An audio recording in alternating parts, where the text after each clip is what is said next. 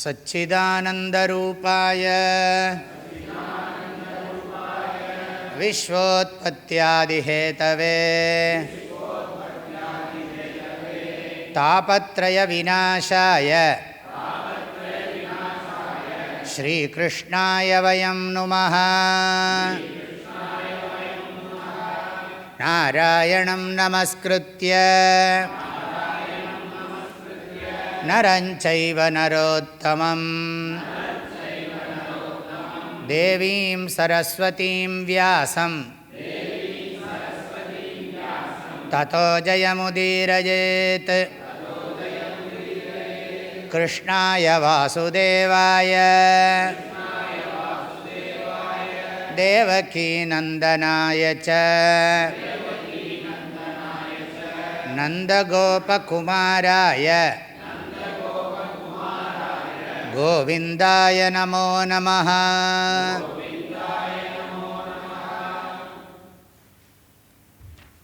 முப்பத்தி ஏழாவது ஸ்லோகம். அதானந்தரமாவேக்ஷ்யன் யதா ஜிஜ்ஞாசிதாகமः குரவே தக்ஷிணாம் தத்வா ஸ்நாயாத் குர்வனுமோதிதः கிருஹம் வனம் வோபவிஷேத்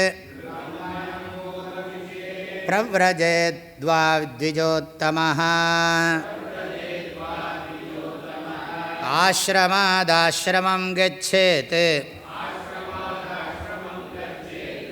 அன்யதா மத்பரஸ்சரேத்.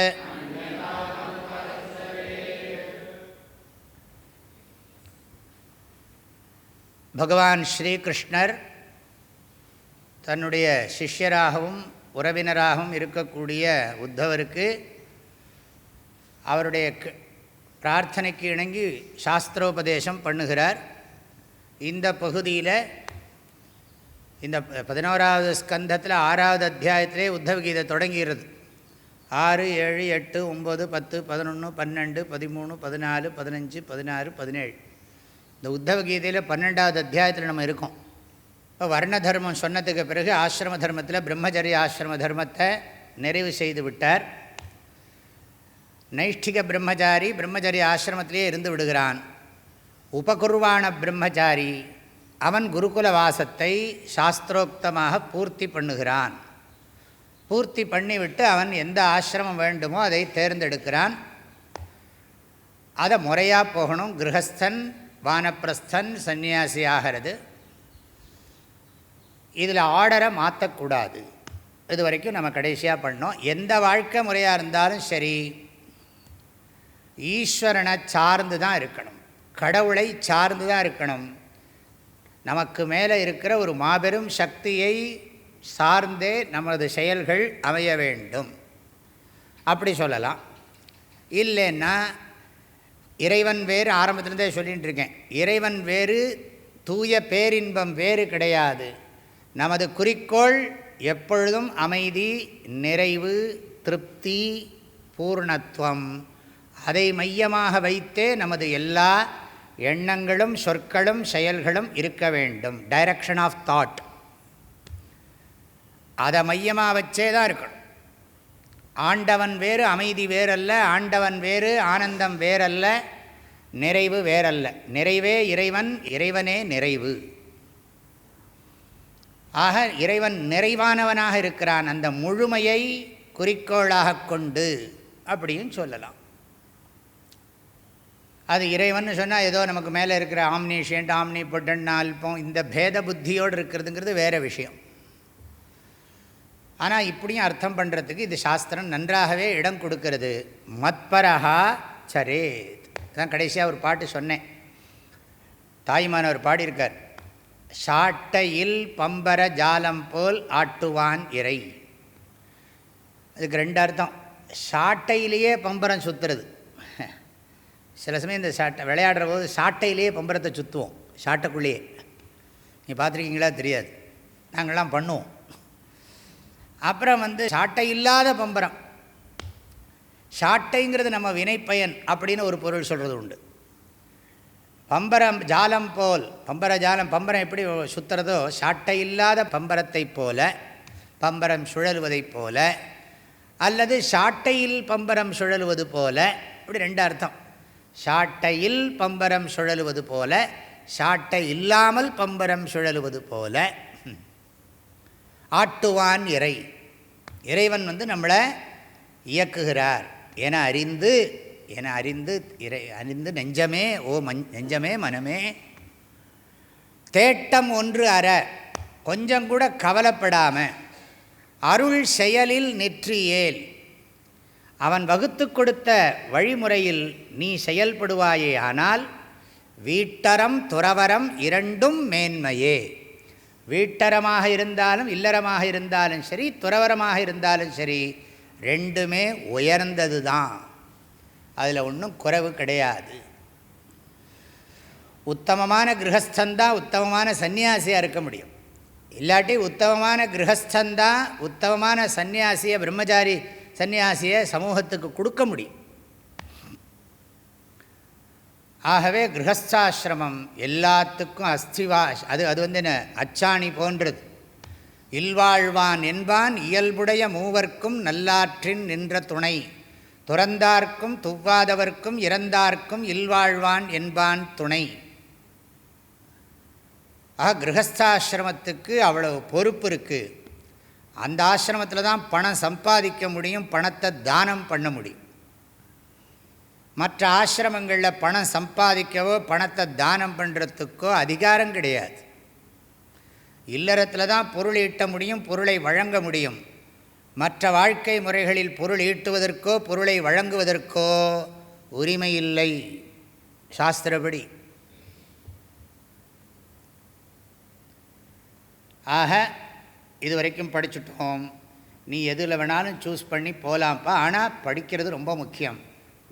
அதில் தான் எல்லா விஷயம் தெரிஞ்சுக்கிறோம். புருஷார்த்த நிச்சயம்னு பேர்.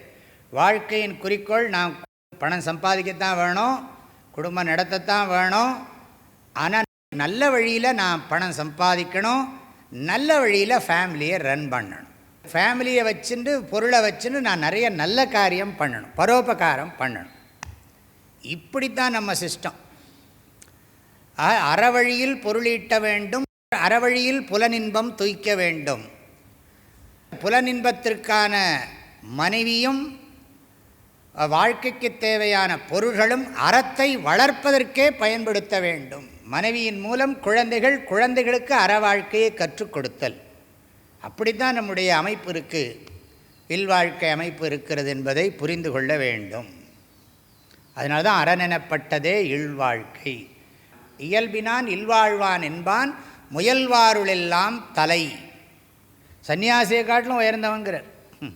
முயல்வார்னா துறவிகள். அதாவது ஒரு மனிதனுடைய இயல்பு ஆணும் பெண்ணும் சேர்ந்து வாழ்வது தான், அதில் ஒன்றும் தவறு இல்லை. இயல்பினான்கிறார், நேச்சருங்கிறார். இல்வாழ்வான் என்பான் முயல்வாருள் எல்லாம் தலை, துறவிகளை காட்டிலும் அவன் சிறப்பானவன் அப்படிங்கிறார். ஏன்னா அதை புகழ்ந்து சொல்கிறதுக்காக. இல்லறத்துக்கு போய் துறவரத்துக்கு செல்வதையே சாஸ்திரங்கள் பெரும்பாலும் உபதேசிக்கின்றன. ஒரு சில விதிவிலக்குகள் இருந்தாலும் பெரும்பாலும் இல்லறத்துக்கு சென்றே துறவரத்துக்கு செல்ல வேண்டும் என்பதை திரும்ப திரும்ப சாஸ்திரங்களில் பார்க்கிறோம். அடுத்த ஸ்லோகம். கிருஹார்த்தி சதிருஷீம் பாரியாம் உத்வஹேதஜுகுப்சிதாம் யவீயசீம் து வயசா யாம் சவர்ணாமனுக்ரமாத். கிருஹார்த்தி சதிருஷீம் பாரியாம் உத்வஹேதஜுகுப்சிதாம் யவீயசீம் து வயசா யாம் சவர்ணாமனுக்ரமாத். கிருஹார்த்தி, கிருஹார்த்தின்னா இல்லற வாழ்க்கையை விரும்புபவன்.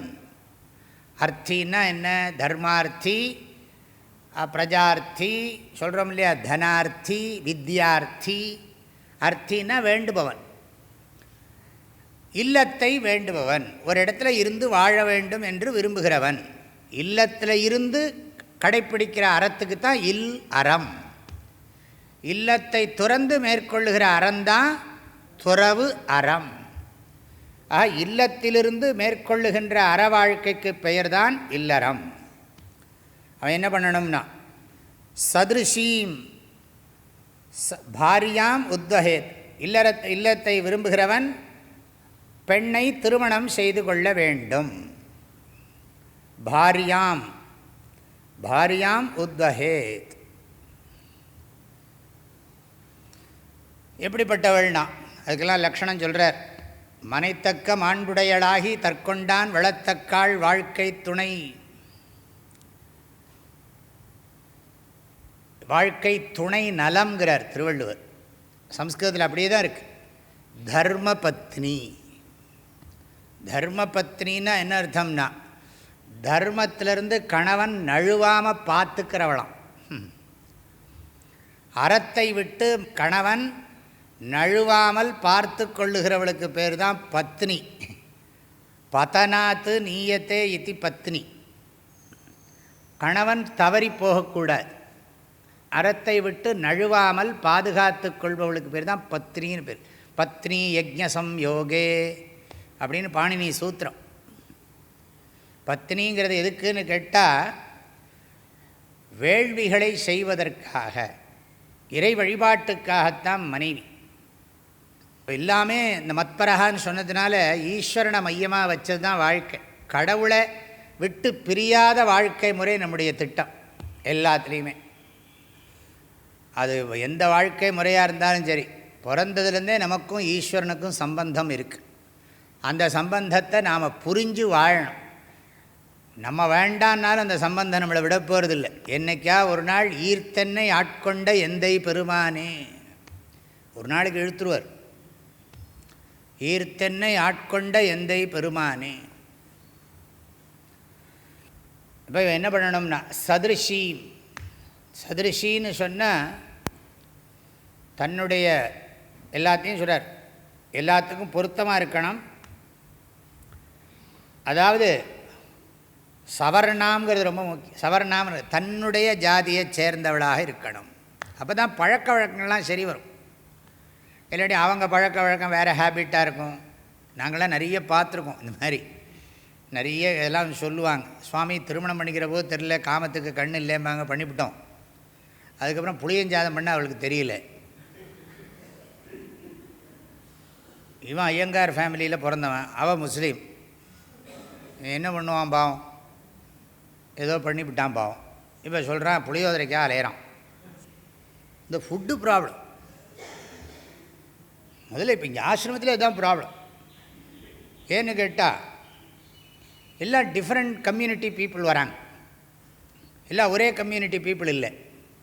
டிஃப்ரெண்ட் கம்யூனிட்டி பீப்புள் இருக்கிறதுனால டிஃப்ரெண்ட் கம்யூனிட்டிக்கு ஒரு கம்யூனிட்டிக்கு ஒரு ஃபுட்டு ஹேபிட் இருக்குது. இருக்கா இல்லையா? இருக்குது. அது மறக்க முடியாது. அப்போ இங்கே என்ன பண்ண முடியும்? காமனாக ஒன்று பண்ண தான் முடியும், வேறு ஒன்றும் பண்ண முடியாது ஜென்ரலாக. ஆனால் என்ன பண்ணுவாங்கன்னா, ஏதோ 3 நாள் அந்தர யோகம்னா ஓகே. பெர்மனெண்ட்டாக இருக்க முடியுமா? அதனால தான் பிரம்மச்சாரிகளே தவிக்கிறாங்க பாவம். அதுக்கு தான் நான் அப்பப்போ நினைக்கிறது உண்டு, அவங்கவுங்களுக்கு அடுப்பு சாமானை கொடுத்துட்டோன்னு வச்சுக்கோங்களேன், நீங்களே உங்கள் ஃபுட்டை சமைச்சுக்கோங்க வம்பேல். ஆனால் அது என்ன பாடமாக நடக்கும்? சமையல் தான் நடக்கும். சமைச்சா எல்லாம் ஆளாளுக்கு கொண்டு வந்து சாமியார்கிட்ட விட கொண்டு வச்சுருவாங்க. சாமியார் வேட அதை விட திண்டாட்டமாகிடும்.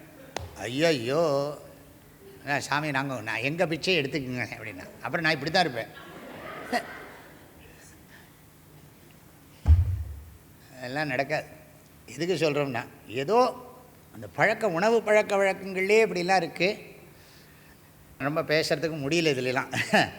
சவர்ணாம் அனுக்கிரமாத். சவர்ணாம்னு சொன்னால்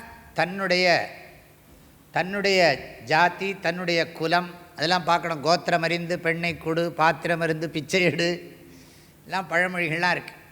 இதெல்லாம் என்னதுன்னா, இவங்க இன்னும் அந்த செஞ்சுரியிலே இருக்காங்க. என்னது 7th செஞ்சுரியில் 6th செஞ்சுரியிலே இருக்காங்க பாவம். அப்படிங்கிறான். இவன் இன்னும் ரொம்ப மனசாந்தியோடு வாழ்கிற மாதிரி, மன அமைதியோடு ரொம்ப நிறைவாக வாழ்ந்துட்டுருக்கிற மாதிரி மற்றவங்களாம் மடைய மாதிரி நினச்சிக்கிறாங்க. சதுருஷீம், சதுருஷீம்னா எல்லாம் அந்த சதுருஷீம்னா ஒத்தன்னு அர்த்தம், தனக்கு ஒத்து இருக்கணும். அதுக்கு தான் இப்போ எல்லாம் முதல்லையே பேசிவிடுறாங்க, 1 வருஷம் 2 வருஷம் பழகினப்புறம் கல்யாணம் பண்ணிக்கலாங்கிறாங்க. ரொம்ப நல்லது. காரியாம் உத்வஹேத், ஆக ஒத்துருக்கணும் படிப்பில் அறிவில். அந்த காலத்தில் தான் வயசு வித்தியாசம் இருக்கும், இப்போ அப்படி இல்லை. ரொம்ப போனால் 3 வயசு இருக்கலாம், 2 வயசு இருக்கலாம், அதுக்கு மேலே ஒத்துக்க முடியாது அப்படிங்கிறாங்க. எல்லாம் இவங்க ஃபிக்ஸ் பண்ணுறாங்க. அந்த காலத்தில் ஏது ஃபிக்ஸ் பண்ணுறது, இதுதான் உனக்கு இதுதான் தலையெழுத்து வச்சுக்கோ, முடிஞ்சு போச்சு. அப்படி இருந்தது. இப்போ அப்படிலாம் இவங்க சூஸ் பண்ணுறதுக்குள்ளே இவங்களுக்கு ஜென்மாவே முடிஞ்சு போயிடும்.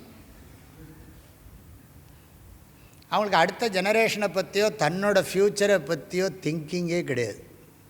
ஒரு நாளைக்கு இந்த உடம்பு தளரப்போகிறது, அப்போ யாருன்னு மட்டும் அன்பு செலுத்துவா, பாதுகாப்பா, அதை பற்றின திங்கிங்கே கிடையாது. இவங்களுக்கு இப்போ இருக்கிறதே வாழ்க்கைன்னு நினச்சிட்டு இருக்காங்க.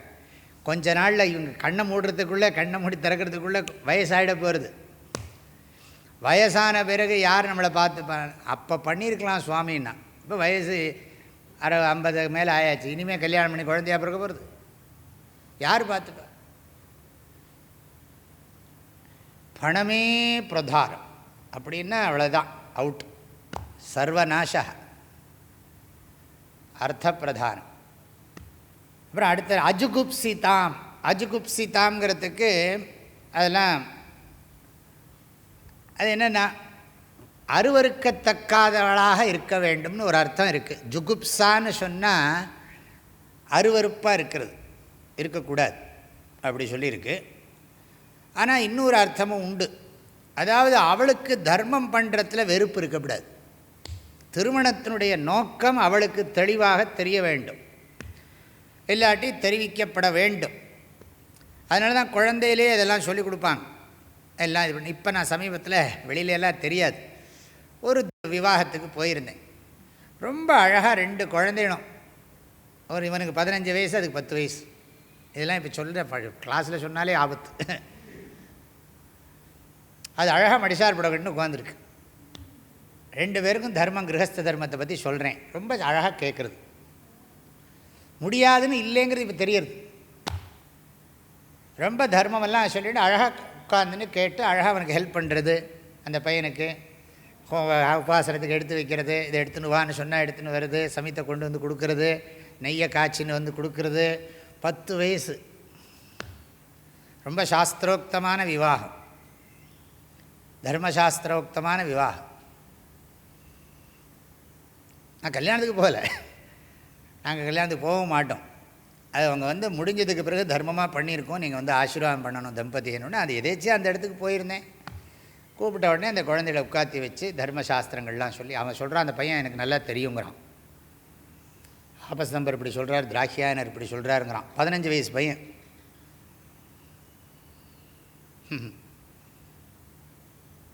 பாசிபிள்ங்கிறது தெரியுது. சுற்றி வர எல்லா பெரியவங்களும் இருக்காங்க. அந்த வீட்டை பார்த்தாலே தெய்வீகமாக இருக்குது, அத்தனை பெரியவங்க இருக்காங்க. அப்படியே வேதங்களும் சாஸ்திரங்களும் அக்னி கர்மாவும் அப்படியே எங்கேயோ எந்த உலகத்துலேயோ இருக்கோங்கிற ஃபீலிங் வந்துடுது.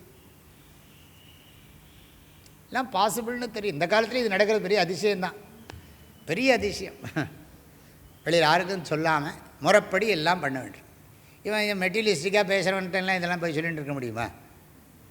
இல்லை, அவங்க ஃபேமிலிக்குள்ளேயே அழகாக பிளான் பண்ணி நல்லா பண்ணுறாங்க. அப்படியும் இன்றைக்கும் இந்த தர்மத்தை கடைப்பிடிக்கணும்னு நினைக்கிறாங்களே, பெரிய அதிசயம்தான். அஜுகுப்சிதாம்னு சொன்னால் அவளுக்கு ஹெல்ப் பண்ணணும். இந்த மாதிரி வெளிஞ்செழுந்தால் நீ பூஜை பண்ணிகிட்டே இருந்தால் நம்ம உன்னுடையெல்லாம் இருக்க முடியாது. இதுக்காக கல்யாணம் பண்ணோம். போனால் மால்தீவ்ஸ்க்கெல்லாம் போகணும், அங்கே போகணும், இங்கே போகணும், நியூசிலாந்தெல்லாம் பார்க்கணும். இல்லை இங்கே சோமநாத்துக்கு போகலாமா, கேதார்நாத்துக்கு போகலாமான்னு. நீயாச்சு உன் வீடாச்சு சொல்லுவாங்களா மாட்டாங்களே? இல்லை, நாங்கள் நேரில் பார்த்துருக்கோம். ஒரு பையன் சொல்கிறான், நான் சந்தியாவந்தனம் பண்ணிவிட்டு உங்கள்கிட்ட அப்புறம் பேசுகிறேன்னா, நீ சந்தியாவந்தனம் பண்ணுறதா இருந்தால் நான் உனக்கு கல்யாணமே பண்ணிக்கலேன்ட்டோ. அவன்கிட்ட நான் சொன்னேன், உன்னை சந்தியாவந்தனம் காப்பாற்றித்துப்பான்னு. அஜுகுப்சிதான்னு சொன்னால் அவளுக்கு இந்த மாதிரி இந்த மாதிரி விபூதி வச்சுக்கிறது, பூஜை பண்ணுறது, I don't, what is this, இப்படிலாம் பண்ணணும். தலையெழுத்து அப்படின்னு சொல்கிறேன். அப்படிலாம் பண்ணக்கூடாது. அது சந்தோஷமாக பண்ணலாம், தர்மம் தானே, புண்ணியம் தானே, சேர்ந்து பண்ணுறேன். அதுக்கு முன்னாடி ரெடியாக நிற்கணுமா. அப்படிலாம் நிறைய கதையெல்லாம் இருக்குது. மகாபலி சக்கரவர்த்தி மகாவிஷ்ணுவுக்கு பூமியை தானம் பண்ணுற போது சுக்கராச்சாரியார் தடுக்கிறார். இவர் என்ன பண்ணுறா, மகாபலியோட மனைவி உடனே இந்த இதை தூக்குறா, இந்த கமண்டலத்தை. ஏன்னா நீயும் தடுக்கிறியான்னு கேட்டார் மகாபலி. இல்லை நான் ஜலம் விட தயாராகிட்டேன் அப்படின்னா, நான் தீர்த்தம் விடுறதுக்கு ரெடியாக இருக்கேன், கொடுங்க, தானம் பண்ணுங்க முதல்ல அப்படிங்கிறார். சுக்கராச்சாரியார் சொல்கிறார், இவன் எல்லாத்தையும் அத்தனையும் வாரிண்டு போயிட போகிறான், நீ இவனுக்கு கொடுக்குறது அது என்னவா இருந்தான்னு அவன் சொல்கிறான். மகாபலி, விஷ்ணுவே என் கையில் வாங்குறான்னா எனக்கு ரொம்ப சந்தோஷம்ட்டான். அவர் கை தாழ்ந்திருக்க போகிறது, என் கை உயர போகிறது, வாங்க போகிறாருட்டான். அது மாதிரி பண்ணுறது நீங்கள் பண்ணணுன்னா நான் கூட இருக்கேன். ஹரிச்சந்திர மனைவி சொன்ன மாதிரி, இந்த பாருங்கள், நமக்கு தேசம் போயிடுத்து, நாடு போயிடுத்து, குழந்தை போயாச்சு, எல்லா விதமான இதுவும் போயாச்சு. நம்ம கடைப்பிடிக்கிற சத்தியத்தினால நமக்கு மோட்சம்தான் இனிமேல் நிச்சயமாக உண்டு. அது போனாலும் பரவாயில்லை, நீங்கள் சத்தியத்தை விட வேண்டான்னு சொல்கிறேன். ஏன்னா அவங்களுக்கு தெரியும் இந்த சரீரம் சாஸ்வதம் இல்லைங்கிற ஞானம் சந்திரமதிக்கு இருக்குது. சந்திரவதிங்கிறாங்க, சந்திரமதிங்கிறாங்க. அதில் சந்திரன்னாலே மதி தானே அப்படி சொல்கிறாங்க. ஆகையினால அவ சொல்கிற பதி இழந்தனம், பாலனை இழந்தனம், பெற்ற நிதி இழந்தனம், கதி இழக்கினும் கட்டுரை இழக்கிலே. கட்டுரைனா பொய் பேசாமல் இருக்கிறது, சத்தியத்தை இழக்க மாட்டோம் அப்படிங்கிற சந்திரமதி. ஆக கணவனுக்கு தர்மத்தை பண்ணுறதுக்கு சகாயமாக இருக்கணும். அதைத்தான் அஜுகுப்சிதாம்ங்கிற. ஆக கிரகார்த்தி சதிருஷீம் பாரியாம் உத்வஹேத்னா திருமணம் செய்து கொள்ள வேண்டும். சாஸ்திர முறைப்படி சூரியன், சந்திரன், நட்சத்திரங்கள், பிராமணர்கள், தேவர்கள், விருட்சங்கள் எல்லா சாட்சியாக ஒரு பெண்ணை பாணிகிரகணம் பண்ணணும். தர்மத்துக்காக வேண்டி, காமத்துக்காக இல்லை, தர்மமான காமத்துக்காக பெண்ணின் கையை பற்ற வேண்டும். வயசாத்து எவீயசீம், வயசில் தன்னை விட குறைவாக இருக்கணும், தன்னை விட வயசில் பெரியவளாக இருக்கக்கூடாது. வயசாத்து எவீயசீம் யாம் சவர்ணாம், தன்னுடைய பழக்க வழக்கங்களுக்கு ஒத்திருக்கக்கூடிய தன்னுடைய இதில் இருக்கணும். அனுக்கிரமாத், பெரியவங்க உபதேசம் பண்ணினபடி விவாகத்தை பண்ணிக்கணும். மந்திரங்கள்லாம் பார்த்தா வித்தியாசமாக இருக்குது. குருகுலத்தில் படித்து முடித்த உடனே தன்னுடைய சகமானவங்கிட்ட சொல்கிறான், நான் கிரகஸ்தாசிரமத்துக்கு போக விரும்புகிறேன், எனக்கு என்னுடைய குணத்துக்கு தகுதி என்னுடைய தகுதிக்கு தகுந்த மாதிரி பெண் இருக்கா பாரு அப்படின்னு கேட்குறான்.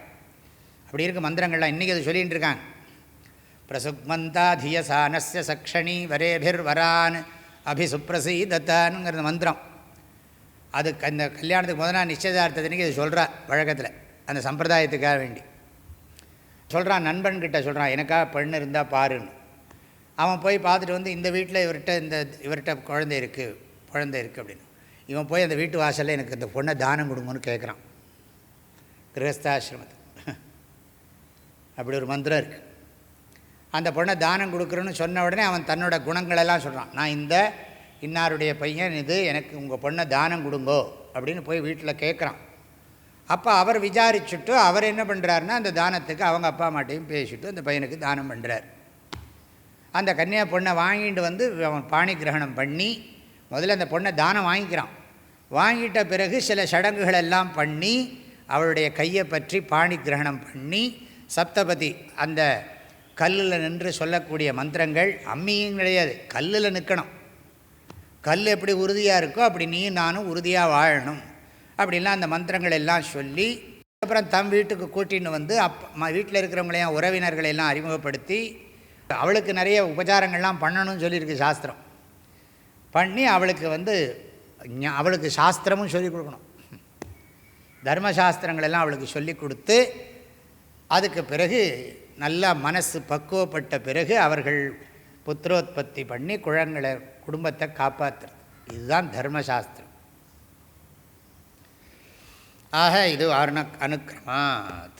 உத்வஹேத்துனா திருமணம் செய்து கொள்ள வேண்டும். கிருஹார்த்தி இல்லற வாழ்க்கையை விரும்புகின்றவன் தகுதியுள்ள பெண்ணை, தர்மத்தை வெறுக்காத பெண்ணை, வயதில் இளையவளான பெண்ணை, தன்னுடைய வர்ணம் குலம் கோத்திரத்திற்கு பொருத்தமான பெண்ணை முறையாக திருமணம் செய்து கொள்ள வேண்டும். பெரியோர்களுடைய அருளாசியோடு திருமணம் செய்து கொள்ள வேண்டும் அப்படிங்கிறது விஷயம். அதுக்கப்புறம் இல்லறத்திலிருந்து என்ன பண்ணணும்?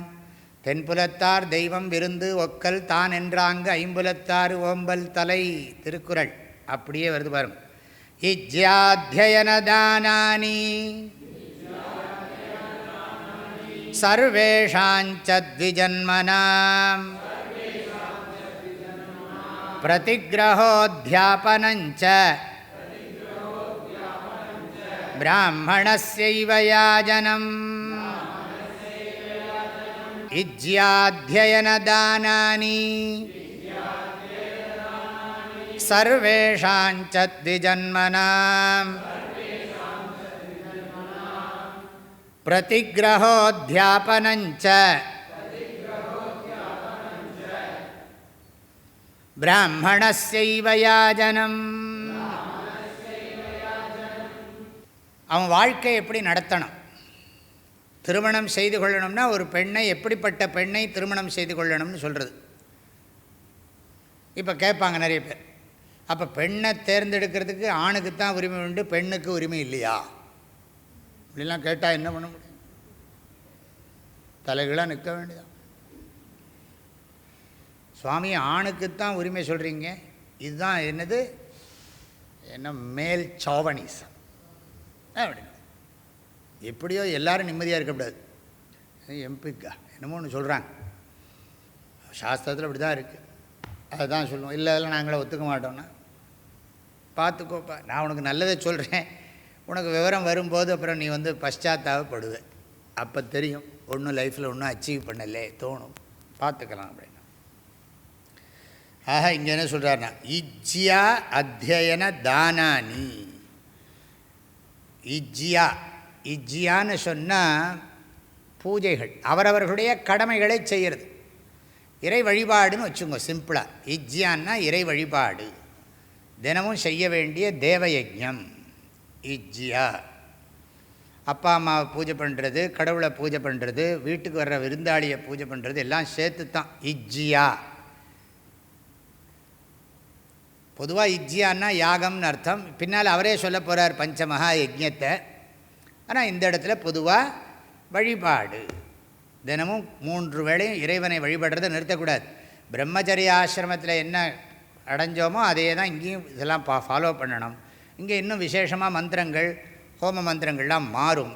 அப்புறம் அத்தியனம், எப்பவும் வேதத்தை ஓதிக்கொண்டே இருக்கணும், சாஸ்திரம் படிக்கணும். இது நமக்கு எப்படி, இது பிராமணனுக்கு சொல்லியிருக்கேன்னு நினச்சா, பொதுவாக எல்லாருக்கும் இறை வழிபாடு தேவை.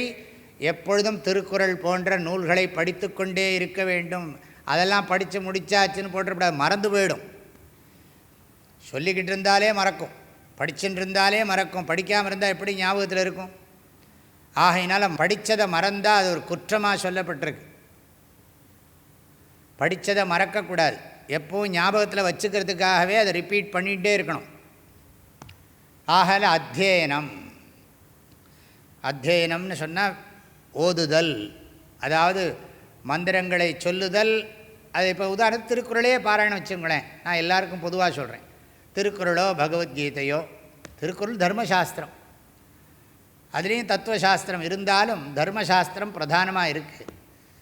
இல்லை தர்மத்தை எல்லாம் நல்லா படிக்கிறது, கடைப்பிடிக்கிறது, நிற்க அதற்கு தக அத்தியனம் பண்ணுறது, படிக்கிறது. தானானி, தானம்னா தானானின்னு போட்டிருக்கார், தானம் பிறருக்கு பகிர்ந்து வழங்கிறது, ஷேர் பண்ணுறது. இது கிரகஸ்தனுக்கு மாத்திரம்தான். பிரம்மச்சாரிக்கு பணம் சம்பாதிக்க, இப்போ தானே சொன்னேன், பணம் சம்பாதிக்கவோ கொடுக்கவோ முடியாது. வானப்பிரஸ்தனுக்கோ சன்னியாசிக்கோ சம்பாதிக்கிறதோ கொடுக்குறதோ தர்மம் இல்லை. கிரகஸ்தனுக்கு தான் பணம் வாங்கிறதுக்கும் அதிகாரம், பணம் கொடுக்கறதுக்கும் அதிகாரம். ஆகையினால் அது ஒன்று. இஜ்யாத்தியன தானானி, அதனால் அது மாத்திரம் இல்லை, வயசான பிறகும் தானம், ஆஃப்டர் ரிட்டையர்மெண்ட்டு போய் டொனேஷன்லாம் கேட்க முடியுமா? எல்லாம் சம்பாதிக்கிற போது டொனேஷன் கேட்கலாம். ரிட்டையர் ஆனதுக்கு அப்புறம் போய் டொனேஷன் கொடுங்கன்னா அவங்களே என்ன பண்ணா, பையன் கொடுக்குறத வச்சு தான் பாருக்கேன் அந்த காலத்தில். இப்போ எல்லாம் பயப்படுறாங்க. இப்போ என்னென்னா பையன்கிட்ட போய் கேட்க முடியுமா டொனேஷன் கொடுக்க சொல்லி? அவன் வேறு எதுக்காக கொடுக்குறேன்பா. அதனால தான் கேட்குறவங்களும் பார்த்து கேட்கணும். கொடுக்குறதா ஒரு வயசுக்கு அப்புறம் கொடுக்க முடியாது, தேவையும் இல்லை. அதுக்கு ஒரு குறிப்பிட்ட தானத்துக்கு அடிக்ட் ஆகிடக்கூடாது. தானம் பண்ணணும், தானம் பண்ணிகிட்டே இருக்கிறது தர்மம் கிடையாது. அறிவை ஷேர் பண்ணிக்கலாம், ஞானத்தை ஷேர் பண்ணிக்கலாம். ஆண்டவனை அந்த தியானம் பண்ணி மனசாந்தியோட சரீரத்திலேருந்து ஜீவன் கிளம்புறதுக்கு திட்டமிட்டுட்டே இருக்கணும். அதை தான் அந்த வழியில் சொல்லுகிறார்கள். சர்வேஷாஞ்ச த்விஜன்மனாம், அதாவது இந்த பிறப்பு 2 வகையானது. அது பொதுவாக எல்லாருக்குமே சொல்லலாம், தப்பு ஒன்றும் இல்லை. அதாவது அம்மா வயத்தில் அம்மா இந்த உடலை பாதுகாக்கிறா, இந்த உடலை பெற்று வளர்த்து இதை பாதுகாக்கிறாள் தாயும் தந்தையும். குருநாதர் என்ன பண்ணுறாருன்னா அறிவு உடம்பை கொடுக்குறார், ஞான சரீரம். ஞான சரீரத்தை பெற்று ஞான சரீரத்தை பாதுகாக்கிறவர் குருநாதர். ஆகையினால இந்த அறிவை பெறுற போது அது 2வது பிறப்பு. உடல் பிறப்பு முதல் பிறப்பு, அறிவோடு வாழ்கின்ற வாழ்க்கை தான் 2வது பிறப்பு. அது யாராக இருந்தாலும் எடுத்துக்கலாம். த்விஜன்மனாம், 2 பிறப்பாளர்களுக்குன்னு அர்த்தம். அறிவை உடையவர்களுக்குன்னு போட்டுக்கணும். பிரதிகிரகான்னு அர்த்தம், பிறர் கொடுக்கறதையும் வாங்கிக்கணும். கொடுக்கறதுக்கு ஆளும் வேணும், வாங்கிறதுக்கு ஆள் வேணும். தானும் தானம் பண்ணணும், தானும் வாங்கணும். இதுதான் அறுதொழிலோர்னு வள்ளுவர் சொல்கிறது. இதுதான்.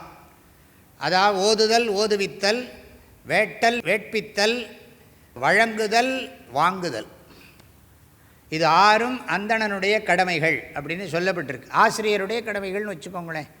இப்போ எல்லாம் கன்ஃபியூஷனில் இருக்குது. இருந்தாலும் நம்ம அகாடமிக்காக தெரிஞ்சு வச்சுப்போம். இப்படிலாம் இருந்திருக்கு, இந்த சட்டத்திட்டங்களை கடைப்பிடித்து வாழ்ந்திருக்கிறார்கள் நம்முடைய முன்னோர்கள் அப்படின்னாவது நம்ம தெரிஞ்சு வச்சுக்கலாமே. நம்ம அதில் என்னெல்லாம் நம்மளால் இப்போ பாசிபிலிட்டி இருக்கோ அதை ஃபாலோ பண்ணலாமே, கடைப்பிடிக்கலாமே. அத்தியாபனம் கற்பித்தல், இஜ்ய அத்தியன தானானி பிரதிகிரக அத்தியாபனம். அப்புறம் யாஜனம். இந்த 6 கர்மா. அத்தியாபனம்னா சொல்லிக் கொடுக்குறது. தான் படித்தா போகாது, சொல்லிக் கொடுக்கணும். அப்போ தான் அடுத்த தலைமுறைக்கு அறிவு செல்லும், பரம்பரையாக அறிவு வளரும். அறிவை கடைப்பிடிச்சா தான் அந்த அறிவு தெய்வீகமாகும். அப்போ தான் அடுத்த தலைமுறைக்கு சொன்னால் அது விளங்கும். தர்மானுஷ்டானம் இல்லாத ஞானோபதேசமோ ஞானோபதேசம் இல்லாத தர்மானுஷ்டானமோ பிரயோஜனம் கிடையாது. 2ம் பிரிக்க முடியாது, ரீப்ளேஸ் பண்ண முடியாது. கடைப்பிடிக்கிறதும் கற்பிப்பதையும் பிரிக்க முடியாது. தான் கற்றிருக்க வேண்டும், கற்றதை கடைப்பிடிக்க வேண்டும், கற்பிக்க வேண்டும். எல்லாத்தையும் தான் கடைப்பிடித்து கற்பிக்கிறது, தான் உபதேசம் பண்ணி கற்பிக்கிறது, 2ம் முக்கியம். வாழ்க்கையே பாடம்தான் சொல்கிறோம் இல்லையா? குருநாதர் கூட சேர்ந்து வாழ்கிற போது அவர் காலையிலேருந்து ராத்திரி வரைக்கும் எப்படி நடந்துக்கிறார், மற்றவங்கள்ட்ட எப்படி பேசுகிறார், என்ன பண்ணுறார், இது எல்லாமே ட்ரைனிங் தான். இன்ஃபார்மல் எஜுகேஷனுங்கிறாங்க. எல்லாம் ஃபார்மலாக காலேஜில் போய் அந்த பீரியடு டயத்துக்கு மாத்திரம் படிச்சுட்டு வரதில்லை. இது காலையிலேருந்து ராத்திரி வரைக்கும் கூடவே இருந்து படிக்கிறது. அப்பா அம்மா காலமிருந்து கூட குழந்தைங்க பார்த்தே கற்றுக்கணும். அப்பா அம்மா டீச்சர், குருவாக சொல்லியிருக்கு. கோயிலுக்கு போக வேண்டாம், அம்மாவே கோயில்னா. அம்மாவை காட்டிலும் கோயில் இல்லைன்னு அர்த்தம். அம்மா கோயிலில் இருக்கிற தெய்வம் மாதிரி வாழணும். சும்மா அம்மா தெய்வம் மாதிரி வாழலைன்னா அம்மா எப்படி கோயில்னு நினைக்கிறது. பிராமணசைவ யாஜனம், யாஜனம் பிராமணசைவ தர்மாகான்னு அர்த்தம். இதெல்லாம் நீங்கள் அதை எப்படிலாம் அட்ஜஸ்ட் பண்ணி புரிஞ்சுக்கணுமோ புரிஞ்சுக்கோங்க. மனிதனுக்கு இதெல்லாம் தேவை வாழ்க்கையில். இறை வழிபாடு வேணும், படிக்கணும், கொடுக்கணும், நம்மளும் வாங்கி பிறருக்கு கொடுக்கலாம், சொல்லி கொடுக்கணும், எல்லாருக்கும் வழிகாட்டணும், அடுத்த தலைமுறைக்கு எப்படி வாழணுங்கிற வாழ்க்கை மூலமாகவும் நம்முடைய கல்வியை வழங்குவதன் மூலமாகவும் வழிகாட்டத்தான் வேணும். இப்போ தர்மரக்ஷண சமிதிங்கிற அமைப்பில் இப்படி தான் வச்சுருக்கோம். கடைப்பிடித்தல், கற்றல், கற்பித்தல், காத்தல், பாதுகாக்கிறது. ப்ராக்டிஸ், ப்ரமோட் அண்ட் ப்ரொடெக்ட் அப்படிங்கிறார் சுவாமிஜி, தயானந்த சுவாமிஜி சொன்னார். இப்போ நம்ம அதை கொஞ்சம் ஏன்னா நம்ம பிறக்கிற போதே அப்பா அம்மா கடைப்பிடிச்சுட்டு இருக்கிறதுனால நம்ம கடைப்பிடிக்கிறது சுலபமாகிடுறது. அப்பா அம்மா காலையிலேருந்து ராத்திரி வரைக்கும் இந்த வாழ்க்கையை, தர்மமான வாழ்க்கையை கடைப்பிடிக்கிற போது நமக்கு அதை பார்த்துட்டே இருக்கிறதுனால நமக்கு அது சுலபமாகிடுறது கடைப்பிடிக்கிறது. அதுக்கு பிறகு அது என்னன்னு கேட்குறோம், இது எதுக்கு பண்ணுறோம், இந்த பூஜை என்னத்துக்கு பண்ணுறோம், அந்த பூஜை என்னத்துக்கு பண்ணுறோம் அப்படின்னு நிறைய கேள்வி கேட்குறோம். அப்படி கேள்வி கேட்குற போது அவங்க சொல்லி கொடுக்குறாங்க. அதுக்கு சாஸ்திரமும் இருக்குது, திருக்குறள் மாதிரி புஸ்தகங்கள்லாம் இருக்குது, அவங்க சொல்லி கொடுக்குறாங்க. அப்போ நம்ம ஓஹோ நம்ம எதுக்காக இதெல்லாம் பண்ணுறோங்கிறது புரியுது. குழந்தையாக இருக்கிற போது நமக்கு இது புரியலை. ஆனால் அந்த வயசில் போய் ட்ரைனிங் கொடுக்குறத விட பார்த்து பார்த்து கற்றுக்கிறது ரொம்ப சுலபம். அது இன்ஃபார்மலாக உள்ளே போயிடும். ஏன்னா வாழ்க்கையே இப்படி இருக்கும், அதுக்குன்னு டைம் கொடுக்கல, கல்விக்குன்னு தனி டைம் இல்லை, வாழ்க்கையே கல்வி தான். அதுக்குன்னு நேரத்தை தனியாக ஒதுக்கி படிக்கிறதுங்கிறதெல்லாம் இல்லை. 24 ஹவர்ஸும் டீச்சிங் தான். தூங்கிறது கூட எப்படி தூங்கணும்னு சொல்லி கொடுத்துருவாங்க. முழிச்சா எப்படி எந்திரிக்கணும், எப்படி உட்காரணும்பாங்க. எழுந்திரிக்கிற போது எப்படி எழுந்திரிக்கணும், என்ன பண்ணணும், கையை எப்படி வச்சுக்கணும், அப்புறம் பல்லு தேய்க்கிறது எப்படி தேய்க்கணும், எப்படி க்ளீன் பண்ணிக்கணும், எப்படி சுத்தமாக ஸ்நானம் பண்ணணும், எப்படி திலக்கம் வச்சுக்கணும், எல்லாம் சொல்லி கொடுத்துட்றாங்களே. அவங்க பண்ணுறதை பார்த்து பார்த்தே நம்ம பண்ணிடுறோமே. ஸ்பெஷல் ட்ரைனிங்கே தேவைப்படுறதில்லை. ஏன்னா அவங்க லைஃப் வேறையா இல்லை, அவங்க லைஃப்பை தான் நம்ம ஃபாலோ பண்ணுறோம். சில பேர் இப்போ சொல்கிறான் இதெல்லாம் கண்டிஷன்டுங்கிறான். சரி, கண்டிஷன் பண்ணுறீங்கன்னு சொன்னால் சரி, நீ வேறு ஏதாவது என்ன பண்ணுவேன், இதெல்லாம் கண்டிஷன் இல்லைன்னா சரி, பீஸ்ஃபுல்லாக வாழ்கிறதுக்கு எதாவது வழி இருக்கான்னா சரி நீ கண்டுபிடிச்சா வச்சுக்கோம்போ. இதெல்லாம் சொல்ல இதெல்லாம் ஹியூமன் பீயிங்கை கண்டிஷன் பண்ணுறது என்னெல்லாமோ புதுசு புதுசாக தோன்றதெல்லாம் சொல்லிகிட்டு இருக்கான். அப்புறம் கடைசியில் அப்புறம் கொஞ்ச நாள் கழிச்சு சொல்லுவான், அன்றைக்கி இப்போ தான் எனக்கு புரியுறதும்மா. அப்போ கிரிட்டிசைஸ் பண்ணிவிட்டு இப்போ தான் எனக்கு புரியுறதுன்னா அப்போவே புரிஞ்சுருக்கணும் ஃப்யூச்சரில் நம்ம கிரிட்டிசைஸ் பண்ணுறதுக்கு சான்ஸ் இருக்குது. நம்ம எதை சொல்கிறோமோன்னு அது புரியாது. ஏன்னா தன்னுடைய இன்டலெக்டோட லிமிட்டேஷன்ஸ் புரியறதில்லை. தன்னுடைய அறிவில் இருக்கக்கூடிய லிமிட்டேஷன், வரையறைகள் தனக்கு விளங்குவதில்லை. அதுதான் விஷயம். ஆக அடுத்தது பார்ப்போம். பிரதிகிரகம் மன்யமானஹ தபஸ்தேஜோ யசோனுதம் அந்யாப்யாமேவ ஜீவேத ஷிலைர்வா தோஷத்ருக்தயோः பிரதிகிரகம் மன்யமானஹ தபஸ்தேஜோ யசோனுதம் அந்யாப்யாமேவ ஜீவேத ஷிலைர்வா தோஷத்ருக்தயோः. பிறரிடத்துலேருந்து பொருள் வாங்கிறதுக்கு இஷ்டம் இல்லைன்னா வேறு வழியில் வாழ்க்கையை நடத்து. இந்த உடம்பை காப்பாற்றணுமே, இந்த உடம்புக்கு சாப்பாடு போடணும், இந்த உடம்பை குளிப்பாட்டணும், இந்த உடம்புக்கு ஒரு இருப்பிடம் வேணும், இந்த உடம்புக்கு துணி வேணும், இதெல்லாம் கொடுக்கணும். இதை அப்படி நினைக்கணும். இது நான் இது மூலமாக சுகம் அனுபவிக்கணும்னு நினைக்கிற விதம் வேறு. சில பேருக்கு உடம்பே நான் நினைக்கிறதுனால வேறு விஷயம். இந்த உடம்பு எங்கிட்ட இருக்குது, இதை பொறுப்பு கொடுத்துருக்காரு கடவுள், கொஞ்ச நாளைக்கு தான் இந்த உடம்பு எங்கிட்ட இருக்கும். அது மாத்திரமில்லை, இதுக்கு நோய் வந்தால் இதுக்கு நான் வைத்தியம் பண்ணி ஆகணும், இதுக்கு தலைவலி வந்தால் தலைவலி மருந்தை தடவணும், முதுகு வலி வந்தால் அதுக்கு இது பண்ணணும், பெல்ட்டு போட்டுக்கணும், கிட்னிக்கு ப்ராப்ளம் வந்ததுன்னா கிட்னி டிரான்ஸ்பிளான்ட் பண்ணிக்கணும், எல்லாத்தையும் இதுக்கு பண்ணின்னு உட்காந்துருக்கணும். பரவாயில்ல, கொடுத்துருக்கார், அதை பண்ணிவிடுவோம். இது வேறு ஏதாவது அப்பப்போ இது கேட்கும், சக்கரை பொங்கல் கொண்டான்னு அது நாக்கு கேட்கும், காது வழியாக கேட்கும், பாட்டு கொஞ்சம் கேட்கணும் போல் இருக்குது அப்படிங்கும். அப்புறம் அந்த ஊரை போய் பார்க்கணும் போல் இருக்குது, தஞ்சாவூர் கோயிலை போய் பார்க்கணும் போல் இருக்குது, ராமேஸ்வரம் கோயில் நல்லது தான், நான் பாசிட்டிவ் நல்லதாக சொல்கிறேன். அந்த சினிமாவை பார்க்கணும் போல் இருக்குன்னு சொல்லலை. அதில் அதை பார்க்கணும் போல் இருக்குது, அந்த பிரசாதத்தை வாங்கி சாப்பிடணும் போல் இருக்குது. ஸ்ரீவில்லிபுத்தூர் போகிறீங்களா, பால்கோவா வாங்கிட்டு வாங்க, அப்போ அதை சாப்பிடணும் போல் இருக்குது. என்னெல்லாமோ ஆசைகள்லாம் வருது. அதாவது இந்த உடம்பு என்னுடையதுன்னு நினச்சி வாழ்கிற வாழ்க்கை வேறு, உடம்பே நான்னு நினச்சி வாழ்கிற வாழ்க்கை வேறு. உடம்பே நான்னு நினச்சி வாழ்கிறவன் தான் மெட்டீரியலிஸ்டிக்காக இருக்கான். உடம்பே ஹிந்து கிடையாது.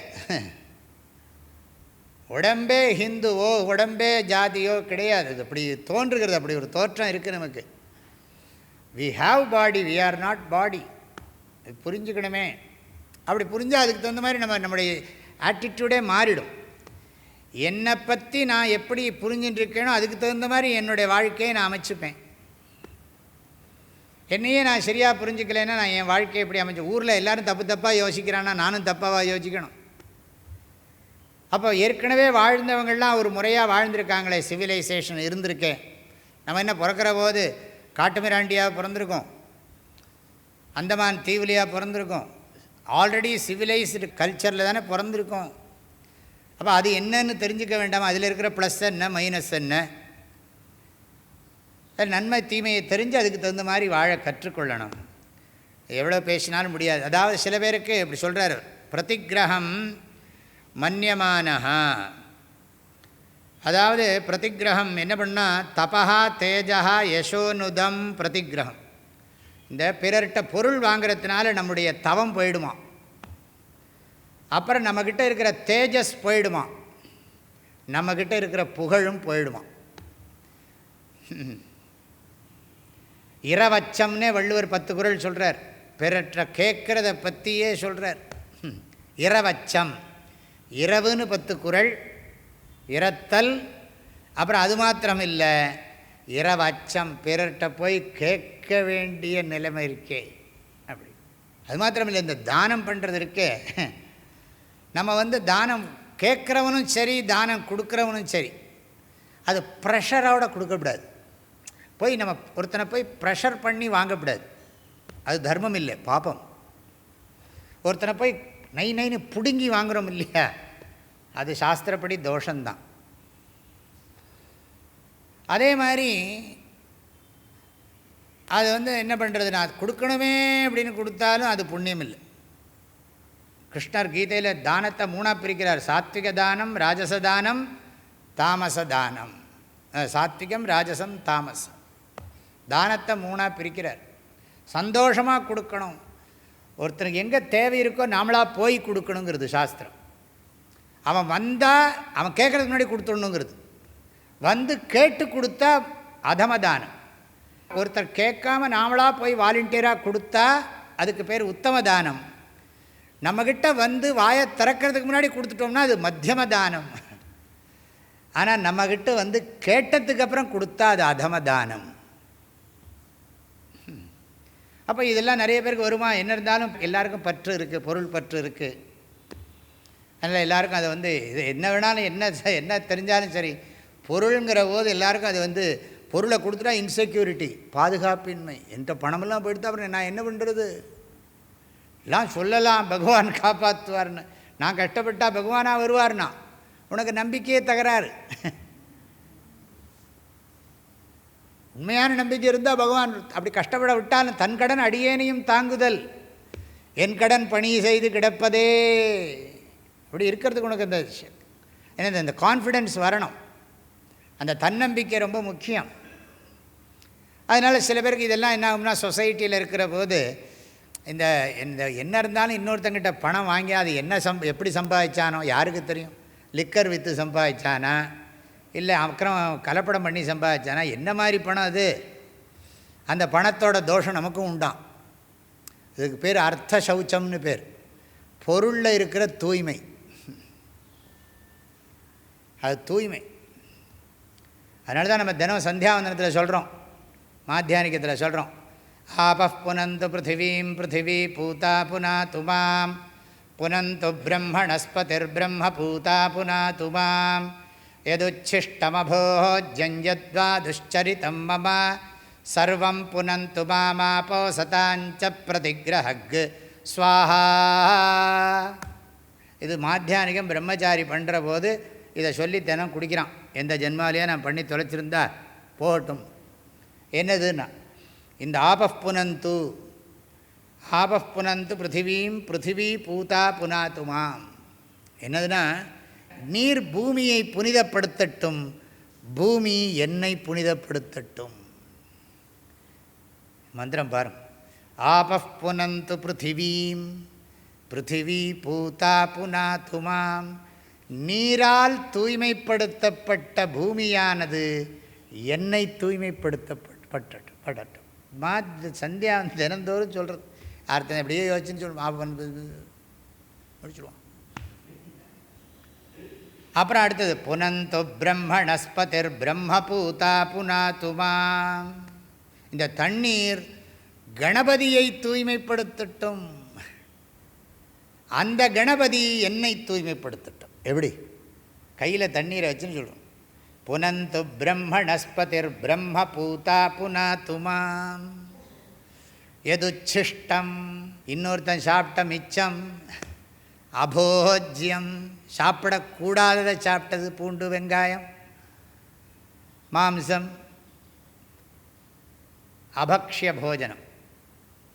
எதுச்சிஷ்டம் சாப்பிட்ட மிச்சம், அபோஜ்யம் சாப்பிடத்தகாத உணவு, யத்வா துஷ்சரித்தம் நான் நடந்துட்ட கெட்ட நடவடிக்கைகள், மம சர்வம் புனந்து எல்லாம் தூய்மையாகட்டும், போட்டு அந்த பாவமெல்லாம்.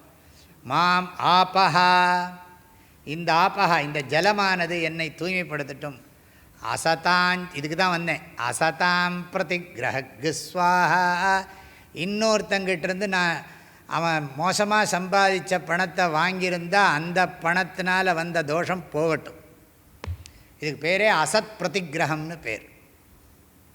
பாபத்ரவியம்பா, இந்த செல்வமே பாபம். அதனால் என்ன பண்ணின தபஸ் போயிடும், அப்புறம் கஷ்டப்பட்டு சம்பாதிச்ச புண்ணியம் பண்ண அந்த தேஜஸ் போயிடும், புகழ் போயிடும். மகான்கள் புகழ மாட்டார்கள், பணத்தை அவர்கள் பெரிதாக மதிக்க மாட்டார்கள்.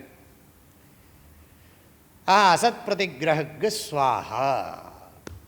அதனால் இது அடிக்கடி சொல்லுவோம், அசத் பிரதிகிரகம் அசத் பிரதிகிரகம் தோஷம்னு சொல்லி அதுக்கு பிராயஷ்சித்தம் பண்ணிகிட்டே இருப்பான். எப்போ பார்த்தாலும் இதுக்கு பிராயஷ்சித்தம் பண்ணிகிட்டே இருப்பான்.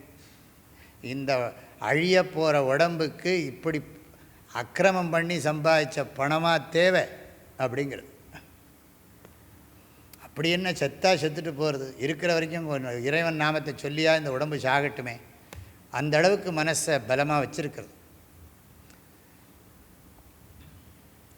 ஆக பிரதிகிரகம் மன்யமானஹா தபஹா தேஜோ யசா அனுதம் மன்யமானஹான்னு அர்த்தம். பிறரிடமிருந்து பெறக்கூடிய பொருளானது தன்னுடைய தவத்தையும் ஒளியையும் புகழையும் அழிக்கக்கூடியதென்று ஒருவன் கருதுவானே ஆனால் அந்யாபியாமேவ ஜீவேத, இந்த உடம்பை வேறு வழியில் அவன் பாதுகாக்கட்டும். எப்படின்னா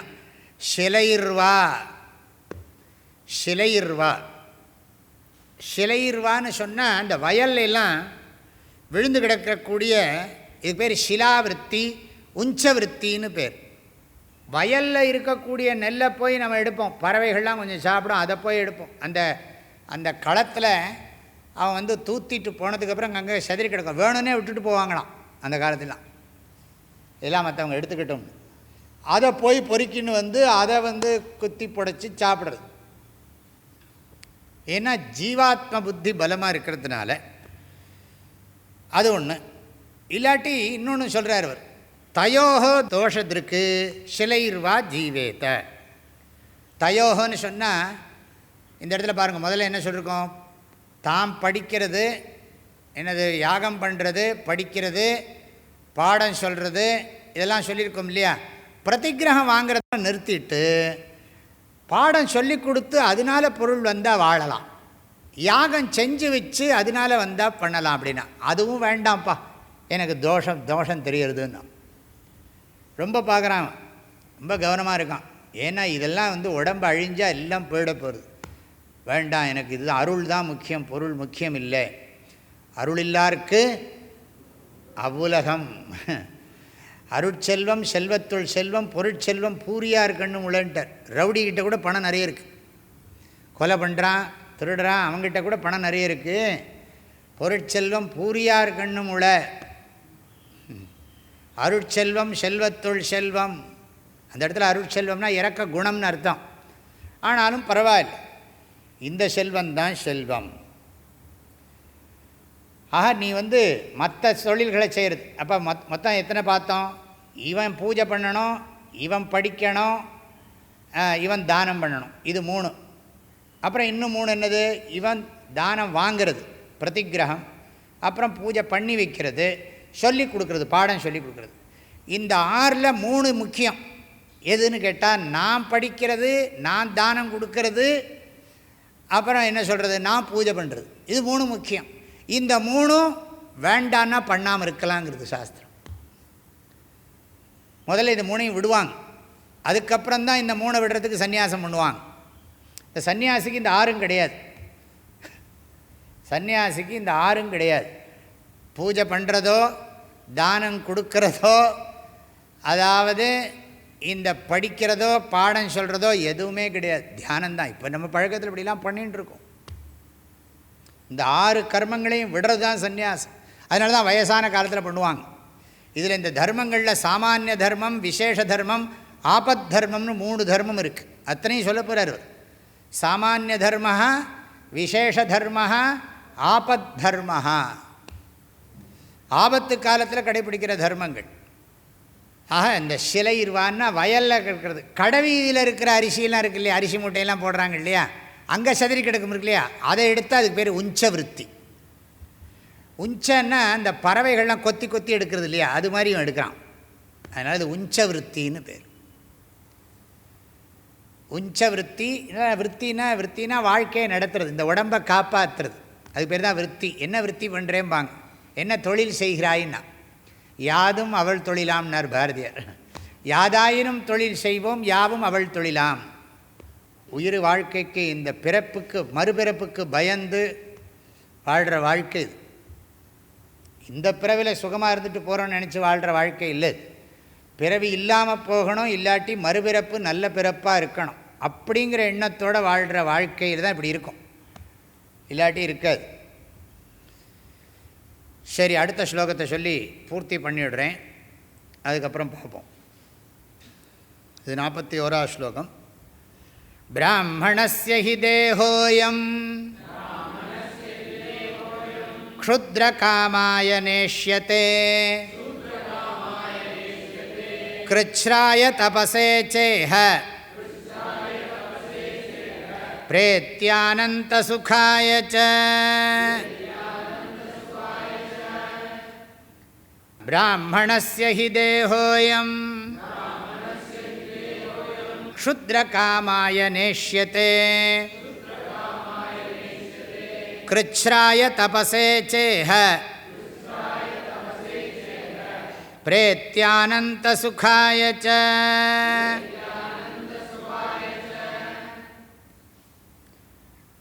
பிராமணஸ்ய ஹி தேஹோயம். நீங்கள் பிராமணன்னா பிராமணன்னே நினச்சிக்க வேண்டாம், எல்லோரும் நம்ம எல்லோரும் சேர்ந்தான் படிக்கிறோம். அறிவுபூர்வமாக வாழ்க்கையை நடத்த விரும்புகிறவன் அப்படி போட்டுரும், வம்பேல். அறிவுபூர்வமாக வாழ்க்கையை நடத்த விரும்புகிறவன். வாழ்க்கையை நடத்த விரும்புகிறவன் புலனின்பங்களில் மயங்கி போகக்கூடாது. புலனின்பங்களில் மயங்கி போகக்கூடாது. இந்த உடல் புலனின்பங்களை நுகர்வதற்காக இறைவனால் கொடுக்கப்பட்டதல்ல. புலனின்பங்களை நுகர்வதற்கு மிருக உடம்பு நல்லது. ஆக புலனின்பங்களை நுகர்வதற்காக விரும்பப்படக்கூடாதுங்கிறார். ந இஷ்யத்தே, விரும்பப்படக்கூடாது. வருத்திக்கணுமா. கிருச்ச்ராய தபசே. கிருச்ச்ராயன்னா தவம் பண்ணுவதற்காகவும் கஷ்டத்துக்காகவும் இது சிரமப்படணும். இக இந்த வாழ்க்கையில் இது பண்ணணும். பிரேத்திய அனந்த சுகாயச்ச, வாழ்க்கையின் பிற்காலத்தில் அல்லது இந்த உடம்பு இந்த உயிர் வேற ஒரு சரீரத்துக்குள்ளே போகிற போது அது நல்ல சந்தோஷமான வாழ்க்கையை அனுபவிக்கும். ஆக இந்த வாழ்க்கையில் இந்த உடம்பை அறவழியிலே வருத்தி கொள்ள வேண்டும். அது ஜாக்கிரதையாக புரிஞ்சுக்கணும். உற்ற நோய் நோன்றல் உயிர்க்கு உருகண் செய்யாமை அற்றே தவத்திற்கு உருன்னார் வள்ளுவர். உனக்கு வந்த கஷ்டத்தை நீ பொறுத்துக்கணும், இன்னொருத்தனுக்கு கஷ்டம் கொடுக்காமல் இருக்கிறதுக்கு பேர் தான் தவம்னர். உற்ற நோய் நோன்றல், உனக்கு வந்திருக்கிற துன்பத்தை நீ சகிச்சுக்கணும். உயிருக்கு உருகண் செய்யாமை, பிற உயிர்களுக்கு நீ துன்பம் கொடுக்கக்கூடாது, அதுக்கு பேர் தான் தவம்னர். தபஸோட லக்ஷணம் முதல் குறள் தவங்கிற அதிகாரத்தில். ஆக இந்த ஸ்லோகத்தோடு நான் பூர்த்தி பண்ணுறேன். உங்களை அத்தனை பேருக்கும் மனமார்ந்த வாழ்த்துக்களை எல்லாம் சொல்கிறேன். உங்களுடைய குடும்பங்கள்லாம் க்ஷேமமாக இருக்கட்டும்.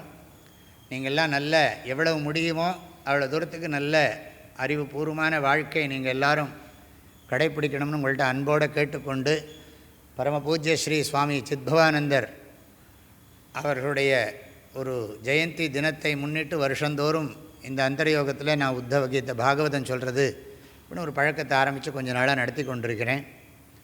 உங்கள் அத்தனை பேருக்கும் வாழ்த்துக்களை திரும்ப திரும்ப சொல்லி நான் விடைபெறேன். ஹரி ஓம்.